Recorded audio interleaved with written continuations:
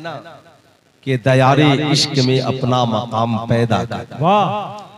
बेटे को लिखा मगर ये आलमे इस्लाम के लिए है। दयारे इश्क में अपना मकाम पैदा कर, नया जमाना नए सुबह शाम पैदा कर, नया जमाना नए सुबह शाम पैदा कर। मेरा तरीक अमीरी नहीं फकीरी है, मेरा तरीक अमीरी नहीं फकीरी है। खुदी न बेच गरीबी में नाम पैदा कर, खुदी न बेच गरीबी में नाम पैदा कर। अल्लाह अकबर। आज जिस पुरफितन दौर से हम गुजर रहे हैं, कान तक वो बातें पहुंचती हैं जिसे इंसान सुनना पसंद नहीं करता। आंखों के सामने ऐसे मनाजिर आते हैं जिसे इंसान देखना नहीं चाहता। आज हालात इतने बिगड़ गए कि आखिर पाबंदी लगे तो कहां लगे, समझ में कुछ नहीं आता कि छेड़ू दास्तां कैसे, हंसाऊं तो बगावत है, रुलाऊं तो बगावत है। जिस पुरफितन दौर में हम जी रहे हैं, आखिर सवाल ये उठता है कि ये समाज बदले कैसे। हम आला हजरत के मानने वाले हैं। आला हजरत के पास 14वीं सदी में 51 उलूम थे और इस सदी में 100 से ज्यादा उलूम है। हम सरकार गौसे आजम के मानने वाले हैं। उनके पास उस सदी में 2000 उलूम व फनून थे। आज सवाल ये उठता है, हमारी कौम ने लंगर को ही सब कुछ समझा। लंगर भी खाइए ताकि जिस्म की बीमारियां दूर हो जाएं, और बुजुर्गों के इल्म से फैज़याब होइए ताकि आपकी दुनिया भी हसीन हो जाए और आखिरत भी हसीन हो जाए। आज अल्हम्दुलिल्लाह अल्लामा मंसूर साहब किबला अशरफी तेगी ने इस जलसे को, इस ताजदारे हरम कॉन्फ्रेंस और जश्ने दस्तारे हुफाज, अल्हम्दुलिल्लाह, इस जलसे को सजाने का मकसद क्या है? क्यों इतने पैसे खर्च होते हैं? आखिर इसकी वजह क्या है? अल्हम्दुलिल्लाह, समाज से जहालत मिटाने के लिए इल्म चाहिए। इल्म हासिल करने के लिए दरसगाह चाहिए। दरसगाह में पढ़ाने के लिए आलिम चाहिए। आलिम बनाने के लिए फिर दरसगाह चाहिए। आलिम बनाने के लिए फिर दरसगाह चाहिए। एक साहब ने मुझसे पूछा कि आला हजरत के बारे में आपका क्या ख्याल है? मैंने कहा अगर आप मेरे ख्याल को बर्दाश्त कर पाए तो मैं पेश करूं। कहा पेश करें। मैंने कहा इस सदी में चारों तरफ जो ये इल्मी फैजान नजर आ रहा है, वो बरेली के अहमद रजा का इल्म का फैजान नजर आ रहा है। नारे तकबीर, नारे रिसालत, मसलके आला हजरत, इश्क मोहब्बत, इश्क मोहब्बत। कहा मौलाना वो कैसे? मैंने कहा आला हजरत से फैज मिला सदरुश शरिया को, सदरुश शरिया से फैज मिला हुजूर हाफिज मिल्लत को, और हाफिज मिल्लत से फैज मिल रहा है पूरे आलमे इस्लाम। लोग मदारिस बनाते हैं, दरसगाहों में पढ़ाते हैं। इस सदी से 14वीं सदी से लेकर आज तक जितने मदारिस बने, जितने लोग आलिम बने, मुफ्तियाने इस्लाम बने, सारे उलमा मिलकर, सारे मदारिस मिलकर बरेली के अहमद रजा की दरसगाह से फारिग होने वाला साहब एक सदरुश शरिया का मुकाबला नहीं कर सकते। लोगों ने दरसगाहें दी हैं और लोगों ने जमातें दी हैं, आलिमों की भीड़ दी है। बरेली के रजा ने जिसे दिया है तो बिहार को मलिकुल उलमा दिया है, उत्तर प्रदेश को सदरुश शरिया दिया है, साहब मेरठ के लिए अब्दुल अली मेरठी को दिया है। जमाने की निगाहों ने देखा है बरेली के रजा ने जो दिया, जमाना आज भी साहब उसे तलाश कर रहा है। लेकिन आज मैं आपसे जो बोलने वाला हूँ, आखिर क्या बात है? आला हजरत के मानने वाले अपने मकसद में पीछे क्यों हो गए? आज हम अपने मामलात में पीछे क्यों हैं? आखिर क्या वजह है? किस सोच की जरूरत है, किस फिक्र की जरूरत है? आज समाज में जहां पर हम खड़े हैं, क्या ये हमारे लिए अफसोस का मकाम नहीं है? हमारी कौम की बेटियां मुर्तद हो रही हैं, आखिर इसकी वजह क्या है? आज औलादें माँ को मार रही हैं, आखिर इसकी वजह क्या है? आज मदारिस के लिए दिलों में नफरत, आखिर इसकी वजह क्या है? मसाजिद से हमारी दूरी, आखिर इसकी वजह क्या है? इसका हल क्या है? तो सब मिलकर कहेंगे मौलाना, मसाजिद की हिफाजत के लिए मदरसों की जरूरत है, मकातिब की हिफाजत के लिए मदरसों की जरूरत है, खानकाहों की हिफाजत के लिए मदरसों की जरूरत है। मदरसे नहीं होंगे, आलिम पैदा नहीं होंगे। जब आलिम पैदा नहीं होंगे, समाज की इस्लाह कौन करेगा? कौम से अच्छी गुफ्तगू कौन करेगा?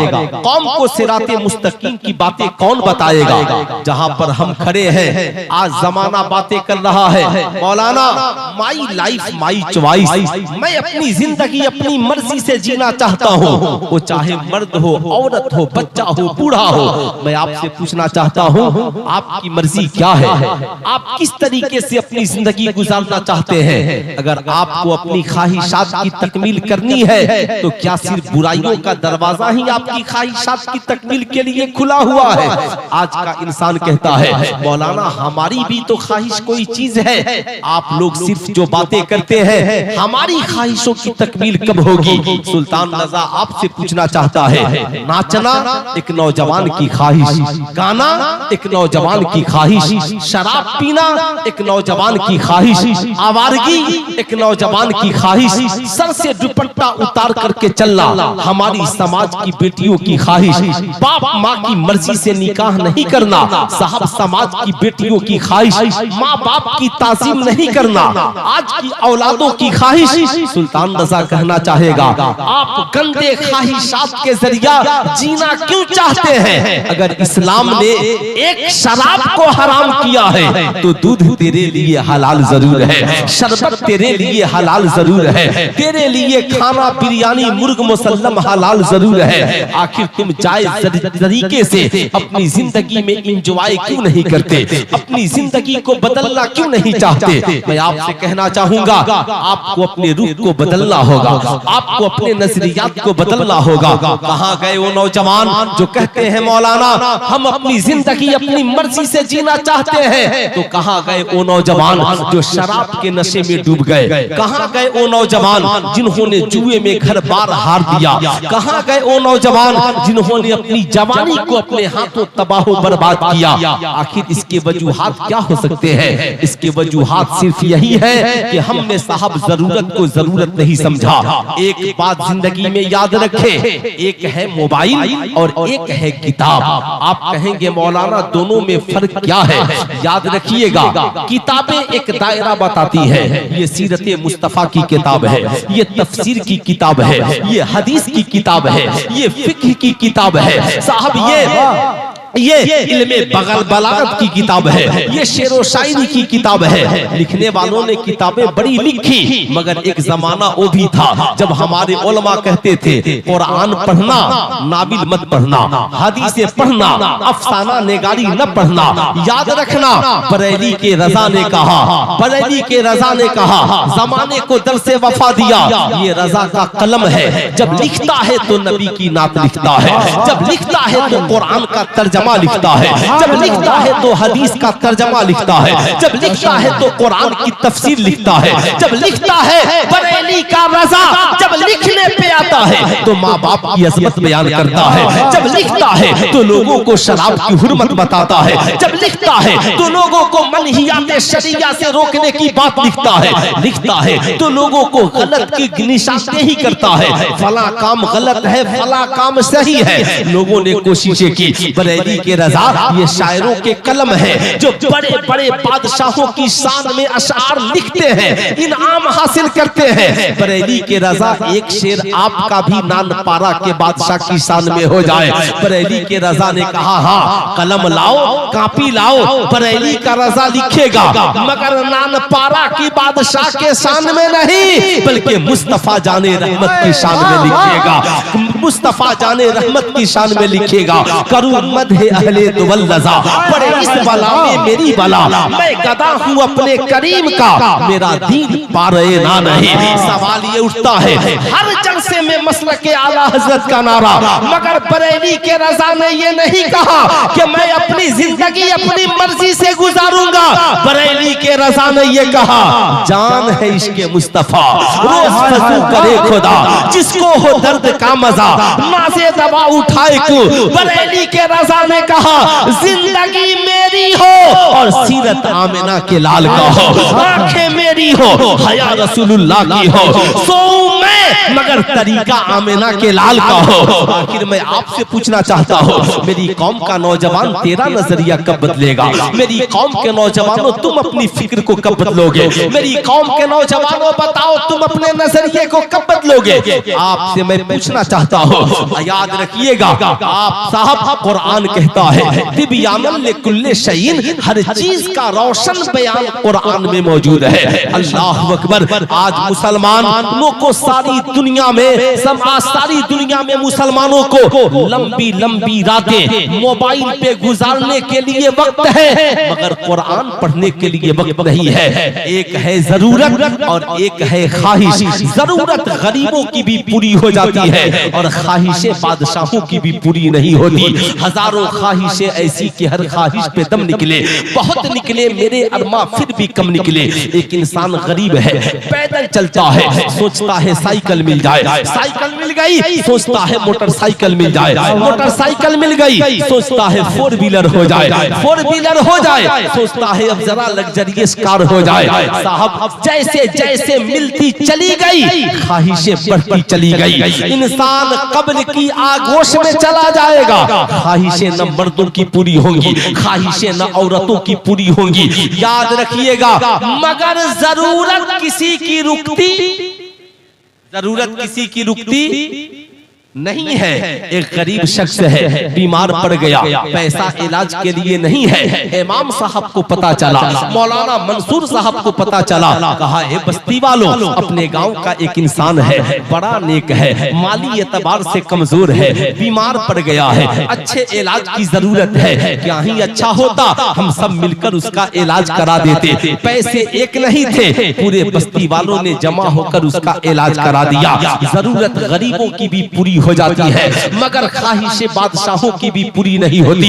अगर आज हमारी कौम की बेटियां ख्वाहिशों की तकमील के लिए गलत चैनलों का इस्तेमाल कर रही है, आज हमारी कौम के नौजवान सिर्फ गंदे ख्वाहिशात की तकमील के लिए यूट्यूब पे साइट बनाएंगे, हुस्न का मुजाहरा होगा, नाचेंगे गाएंगे, न जाने क्या क्या बनाएंगे। हो सकता है मेरा चैनल चल जाए, मैं करोड़पति बन जाऊं। आज साहब जो ही मोबाइल खोलिएगा, बड़े बड़े जिसे आप दुनियावी स्टार कहते हैं, कोई साहब गेम का प्रचार कर रहा है, ड्रीम 11 का प्रचार, लूडो छक्का का प्रचार, क्रिकेट का प्रचार, कहा हमने करोड़ों कमा लिया। एक साहब मिले मुझसे, कहे मौलाना मेरा घर का एक लड़का पागल हो गया। मैंने कहा वजह? कहा मौलाना साहब उसने मोबाइल के जरिया ये सोचा कि मैं करोड़ों कमाऊंगा, मगर पता चला करोड़ों उसके बर्बाद हो गए, तबाही उसकी जिंदगी में पहुंच गई। मैं आपसे कहना चाहूंगा, याद रखिए अपनी ख्वाहिशात को समेटिए। याद रखिए जिंदगी में आपकी ख्वाहिशें कभी पूरी नहीं हो सकती। गर्मी के कपड़े हैं, जरा ठंडी के हो जाए। जलसे में आए, आपने देखा अल्लामा महबूब गौहर का बेहतरीन लीलन का कपड़ा है,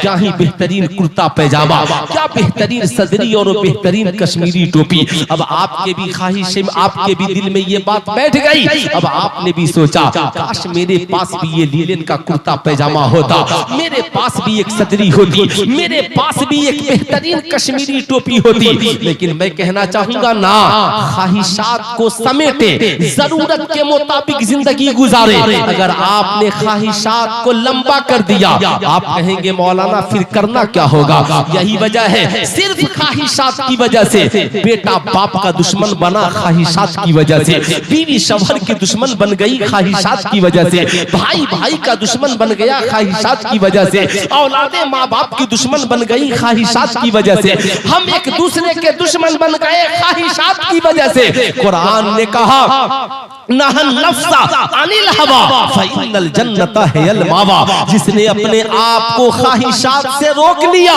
तो ये जन्नत की बहारें उसी के लिए है। मैं आपको बताना चाहूंगा, ख्वाहिशें सिर्फ एक ही जगह पूरी होंगी। आप कहेंगे उस जगह का नाम क्या है? या उसी जगह का नाम जन्नत है।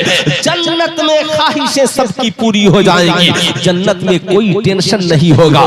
किसकी ख्वाहिश पूरी नहीं होगी? अभी आप जलसे में बैठे हैं, आपने सोचा एक कप बेहतरीन कॉफी मिल जाए। दूध है तो कॉफी नहीं, कॉफी है तो चीनी नहीं। अगर सारी चीजें मिल गई तो आग नहीं है, तो बनाने वाला नहीं। मगर जन्नत में न कॉफी बनाने का टेंशन, न सेब तोड़ करके लाने का टेंशन। ख्वाहिश हुई और खा लिया। ऐ मेरी कौम का नौजवान, सारी दुनिया में जाने का तू प्रोजेक्ट बना रहा है, प्लानिंग कर रहा है। गर्मी की छुट्टी आएगी, पूरा परिवार मद्रास जाएंगे, दिल्ली जाएंगे, लाल किला जाएंगे, कश्मीर की वादी में जाएंगे, फला जगह जाएंगे। बड़ा सुकून मिलेगा, आत्मा को शांति मिलेगी, बड़ा दिल को इत्मीनान मिलेगा। कभी अपनी शरीके हयात से आहिस्ता से पूछा है, ओ मेरी शरीके हयात, ताजमहल को देखकर बड़ा सुकून मिला, हम घूम कर आए, बड़ा सुकून मिला। बीवी भी साथ हो, बच्चे भी साथ हो, माँ बाप भी साथ हो, परिवार साथ हो, घूमने में बड़ा मजा आता है। सारे लोग बैठे हो, एक दस्तरखान हो, खाने में बड़ा मजा आता है। मगर जरा तस्वूर करो कि मैदाने महशर कायम हो, बीवी जहन्नम में जा रही हो, शौहर जन्नत में जा रहा हो, बाप जहन्नम में जा रहा हो, माँ जन्नत में जा रही हो, बहन जहन्नम में जा रही हो, भाई जन्नत में जा रहा हो। बताओ जरा नक्शा सोचो, एक दोस्त जहन्नम में जा रहा हो, दूसरा दोस्त जन्नत में जा रहा हो। बताओ ईमानदारी से अच्छा लगेगा? अरे हाथ उठाकर बोले, आप लोगों को अच्छा लगेगा? कितने लोगों को अच्छा नहीं लगेगा? जरा हाथ उठाइए तो। आप सबको अच्छा नहीं लगेगा। आप ईमानदारी से बताइए, ताजमहल जाने का प्लान आपने बनाया, साहब लाल किला जाने का प्लान आपने बनाया, सारी दुनिया में जाने का प्लान आपने बनाया। कभी आपने अपने घर के लोगों को जन्नत में ले जाने का प्लान बनाया? कभी जन्नत में जाने का प्रोजेक्ट तैयार किया? कभी आपने अपने घर वालों से कहा, माँ कितना अच्छा होता तू भी जन्नत में होती, मैं भी जन्नत में होता? आपने कभी अपनी बीवी से कहा, ए मेरी शरीके हयात कितना अच्छा होता तू भी जन्नत में होती, मैं भी जन्नत में होता? कभी आपने अपने दोस्त से कहा, ए मेरे दोस्त तू चाहता है हर लम्हा मैं तेरे साथ रहूं, बता कितना अच्छा होता कि हम दुनिया में भी साथ रहते और जन्नत में भी तेरे साथ रहते। साहब आप कहेंगे, मौलाना फिर जन्नत में जाने के लिए करना क्या होगा?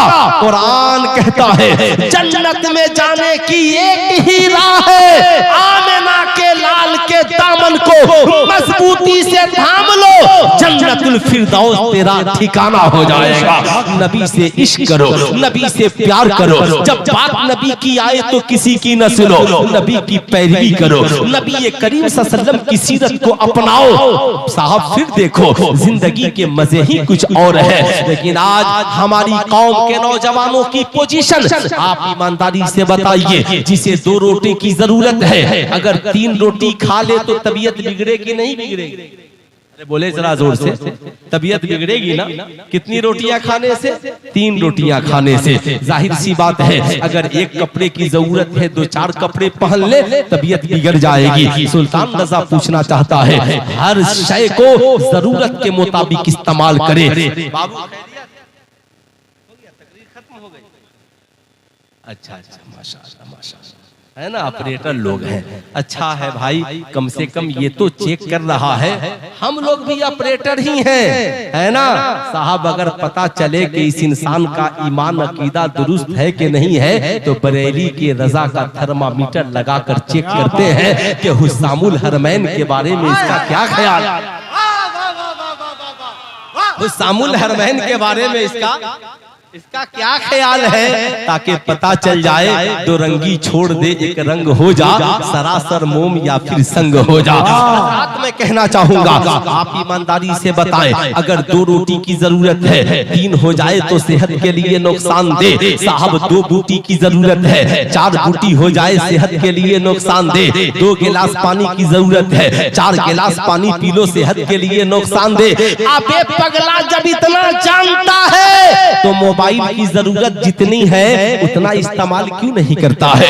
मोबाइल की जरूरत कितनी पड़ गई? हमारी कौम की बेटी नकाब भी पहनी है, पीठ पे बेहतरीन पस्ता भी है, बैग भी है, हाथ में मल्टीमीडिया मोबाइल सेट है। मुझे ताज्जुब होता है, जब मैं इदारे शरिया में दारुल इफ्ता में पढ़ता था मोबाइल की पाबंदी थी। आज कौन सी जरूरत पड़ गई?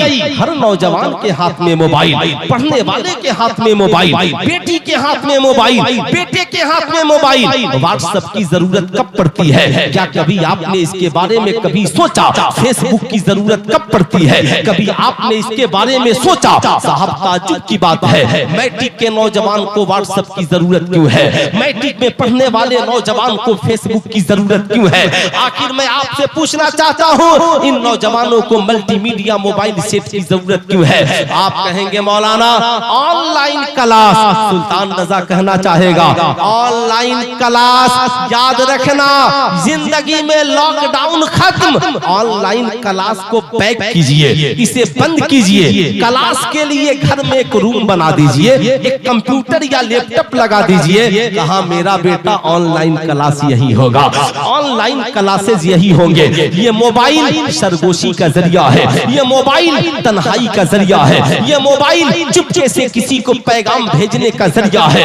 बाप को पता नहीं है इस मोबाइल के जरिया बेटा किसे मैसेज भेज रहा है, शौहर को पता नहीं है इस मोबाइल के जरिया बीवी कैसे किसे मैसेज भेज रही है, इस साहब बाप को पता नहीं है इस मोबाइल के जरिया बेटी किसे मैसेज भेज रही है। याद रखिएगा, मैं ये नहीं कहता हर इंसान गलत है, मगर कुरान मगर याद रखिएगा मैं जो बताने जा रहा हूँ, अल्लाह के नबी फरमाते हैं ज़न्नुल मोमिनीन खैरा, मोमिन के बारे में अच्छा गुमान करो। मेरा गुमान आपके बारे में बेहतर है, मगर झारखंड की उस लड़की के बारे में क्या कहेंगे? नमाज भी पढ़ती थी, कुरान भी पढ़ती थी, मोबाइल भी नहीं था, घर में एक ही मल्टीमीडिया सेट मोबाइल था, मगर उसके जरिया जिससे कनेक्शन हुआ धर्म बदल गया, साहब जाति बदल गई, साहब ईमानो अकीदा बेच दिया, साहब उसने अपनी जिंदगी को तबाह बर्बाद कर लिया। साहब ये एक मोबाइल ही तो है। मैं आपसे पूछना चाहता हूँ, ऐ मेरी कौम का नौजवान, जरा सीने पे हाथ रखकर सोच, जहाँ पे गैर खड़े हैं आज वहाँ आपकी तादाद कितनी है? आप सिर्फ आज जाइए और अपनी बस्ती में मुहासबा कीजिए कि आपकी बस्ती में कितने बच्चे IPS अफसर हैं, आपकी बस्ती में कितने बच्चे अच्छे डॉक्टर हैं, आपकी बस्ती में कितने बच्चे अच्छे आलिम और अच्छे हाफिज हैं। मैं सिर्फ उधर की बात नहीं करता, तो आपको पता चलेगा यार, अच्छा मोबाइल तो है, अच्छा खाना तो है, अच्छा मकान तो है, अच्छा लिबास तो है, मगर डॉक्टर है मगर अच्छा नहीं है, इंजीनियर है मगर बावकार नहीं है। साहब हमारे पास मशीनरी नहीं है। आप ईमानदारी से बताएं, ईमानदारी से बताओ मेरी कौम के नौजवानों, बताओ बिहार पुलिस में हमारी तादाद कितनी है? उत्तर प्रदेश पुलिस में हमारी तादाद कितनी है? आर्मी में हम कितने हैं? SSB में हम कितने हैं? हर रोज बिहार सरकार बहाली निकाल रही है, सेंट्रल गवर्नमेंट बहाली निकाल रही है। आपके रिजल्ट की पोजीशन क्या है? आज हर घर में मोबाइल है। मैं अपनी कौम के आने वाले नौजवानों से पूछना चाहता हूँ, कल 1 तारीख है और 1 तारीख से इंटर का इम्तिहान है। इंटर के इम्तिहान में कामयाबी हासिल करने के लिए बताओ नौजवानों ने कितने ग्रुप बनाए हैं? आपके मोहल्ले में नौजवानों ने कितने ग्रुप बनाए कि ये ग्रुप सिर्फ इम्तिहान की तैयारी के लिए है? कोई गांव में नौजवान जिसने नौजवानों को इस बात की तबलीग की हो कि हम सब मिलकर एक ग्रुप बनाते हैं ताकि वहां पर कम से कम हम इंटर के मुश्किल सवालात को हल कर सके? आप कहेंगे मौलाना ताज्जुब की बात है, आपने सिर्फ ऑनलाइन ही को समझा। जब से हमने सिर्फ ऑनलाइन को तरजीह दी, ऑनलाइन इल्म तो मिल सकता है मगर ऑनलाइन तरबियत नहीं मिल सकती है। तरबियत के लिए ऑफलाइन होना पड़ेगा। पहले उस्ताद इल्म भी देता था और तरबियत भी सिखाता था। ताज्जुब की बात है, नौजवानों के पास गेम खेलने के लिए ग्रुप है मगर तालीम हासिल करने के लिए ग्रुप नहीं है। PUBG से लेकर साहब सारे गेम और सट्टा और जुआ लगाने के लिए आपके पास ग्रुप है, गंदी बातें करने के लिए और किसी को ट्रोल करने के लिए, मजाक उड़ाने के लिए आपके पास ग्रुप है, मगर आपके पास कामयाबी के लिए कोई ग्रुप। आप बताएं ईमानदार, कोई ग्रुप आपके पास है? आपके पास कोई ऐसी तहजीब है? आपके पास कोई ऐसा मामला है? मेरी गुजारिश है अपनी कौम के सरपरस्तों से, नौजवानों से, बच्चों बूढ़ों से, हम सब किसके गुलाम हैं? नबी के गुलाम हैं। सरकार का साथी आसमान से जमीन पर कौन बनकर आया? कुरान कहता है क़द जाअकुम मिनल्लाहि नूरुम व किताबुम मुबीन, तहकीक के आ गया तुम्हारी जानिब अल्लाह की तरफ से नूर और एक रोशन किताब, यानी नूर से मुराद मुस्तफा जाने रहमत है और किताब से मुराद कुरान है। अल्लाह ने